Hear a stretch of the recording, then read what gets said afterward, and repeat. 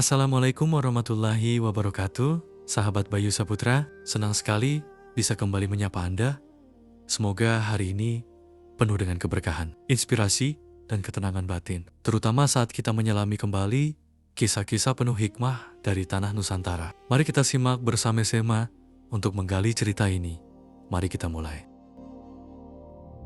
Kiai, hati saya mengganjal membaca kisah Syekh Subakir menanam tumbal di Tidar untuk mengusir lelembut, lalu berhadapan dengan Sabdo Palen. Rasanya seperti perang besar antar kesaktian. Benarkah mereka musuh bebuyutan yang saling benci? Le, kalau matamu hanya melihat keris bertemu tombak, maka kamu hanya menonton ketoprak. Syekh Subakir dan Sabdo Palen itu bukan soal menang atau kalahnya dua orang sakti. Itu soal keseimbangan. Tapi Kiai, bukankah Sabdo Palen murka karena tanah Jawa diinjak oleh ajaran baru dari tanah seberang? Dengarkan baik-baik. Sabdo Palen itu simbol gegayuhaning jiwa-jiwa asli tanah ini. Beliau adalah danyang yang menjaga akar, sedangkan Syekh Subakir adalah pembawa cahaya, tauhid yang ingin membersihkan jalan agar manusia tidak lagi menyembah batu dan pohon, tapi menyembah yang membuat batu dan pohon. Lalu Yai, kenapa harus ada pertarungan hebat di Gunung Tidar? Le, itu bukan pertarungan kebencian, tapi negosiasi kosmik. Secara hakikat, Syekh Subakir tidak sedang menghancurkan Jawa, dan Sabdo Palen tidak sedang menolak Tuhan. Sabdo Palen bertanya, "Jika kau bawa ajaranmu, apakah kau akan mencabut akar jati diri anak cucuku?" Syekh Subakir menjawab, "Aku hanya membersihkan duri di atas tanahmu, agar anak cucumu bisa berjalan menuju Sang Khalik tanpa tersandung." Jadi, perjanjian mereka itu nyata secara rohani, Yai. Nyata, Syekh Subakir setuju bahwa Islam di Jawa tidak akan menghapus Jawanya. Islam akan masuk seperti air yang meresap ke tanah, tanpa merusak struktur tanahnya. Itulah kenapa di Jawa kita mengenal engguriuri budaya, tapi tetap sujud pada Allah. Sabdo Palen itu bukan setan yang harus diusir. Dia adalah sasmita, pengingat. Jika orang Jawa lupa pada akarnya, maka Sabdo Palen akan menagih janji melalui bencana dan huru-hara.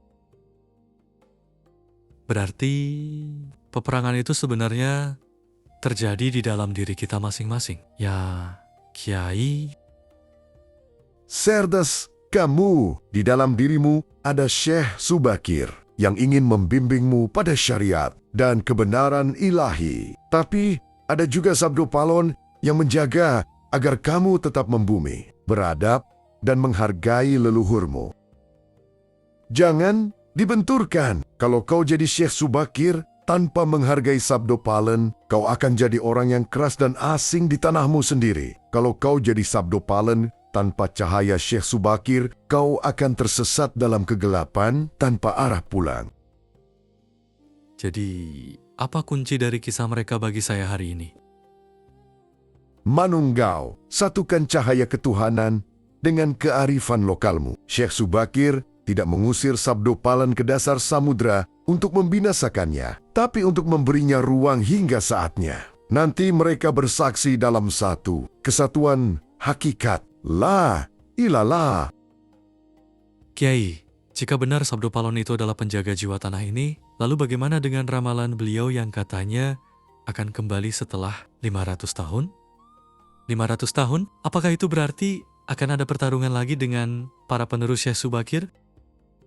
Le, kembalinya Sabdo Palen itu jangan diartikan seperti orang bangun tidur lalu bawa pedang. Sabdo Palen itu kembali dalam bentuk kesadaran. Beliau kembali ketika anak cucu Jawa mulai kehilangan unggah-ungguh, ketika alam mulai dirusak, dan ketika manusia hanya mengejar langit tapi lupa memijak bumi.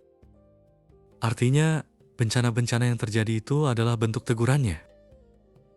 Bisa jadi, tapi lihatlah dari sisi hakikat. Syekh Subakir dulu menanam tumbal untuk menenangkan gejolak tanah. Jawa agar bisa dihuni dengan aman. Sekarang, kalau manusia sendiri yang mencabut tumbal itu dengan keserakahan, maka secara otomatis penjaga tanah ini akan bereaksi. Itu hukum alam, hukum Gusti Allah. Lalu, apa yang harus dilakukan para santri dan generasi sekarang, Kiai? Supaya janji antara Syekh Subakir dan Sabdo Palan itu tetap terjaga? Jadilah jembatan, jangan jadi tembok. Jadilah santri yang kepalanya memenuhi langit dengan zikir, tapi kakinya tertanam kuat di bumi dengan budi pekerti. Jangan sampai kamu fasih bicara bahasa surga, tapi tetanggamu yang kelaparan tidak kamu sapa. Itulah cara menjaga janji Syekh Subakir, membawa rahmat tanpa merusak tempat. Matur nuwun, Kiai, hati saya sekarang lebih tenang. Ternyata sejarah leluhur kita begitu indah jika dipandang dengan mata batin. Sudah, ayo cepat jalan. Sebentar lagi, maghrib. Sabdo Palan dan Syekh Subakir sudah lama berdamai di alam sana. Jangan sampai kita yang di sini malah bertengkar karena salah memahami mereka.